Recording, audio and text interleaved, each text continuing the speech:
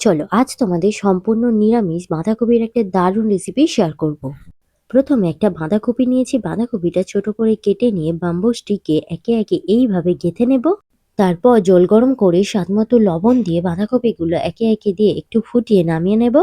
এরপর একটু বড় বাটি নিয়েছি, এর মধ্যে 2 চামচ মতো বেসন, হলুদ গুঁড়ো, লঙ্কা গুঁড়ো, স্বাদমতো লবণ, জিরে গুঁড়ো, ধনে গুঁড়ো ও জল দিয়ে ভালো করে মিশিয়ে এরকম একটা ব্যাটার বানিয়ে নেব। ব্যাম্বু স্টিক থেকে বাঁধাকপিটা খুলে নিয়ে বেসনে ভালো করে কোট করে তেল গরম করে একে একে দিয়ে লাল করে ভেজে তুলে নেব। কড়া থেকে একটু তেল কমিয়ে নিয়ে তেজপাতা ও শুকনো লঙ্কা ফোড়ন দিয়ে ডুমো করে কেটে রাখা আলুটা দিয়ে একটু ভেজে চিরা কাঁচা লঙ্কা ও টমেটো কুচি দিয়ে একটু নাড়াচাড়া করে আদা জিরে বাটা দিয়ে আরেকটু ভেজে নিয়ে এর মধ্যে অল্প একটু জল দিয়ে হলুদ গুঁড়ো, লঙ্কা গুঁড়ো ও স্বাদমতো লবণ দিয়ে ভালো করে কষিয়ে নেব।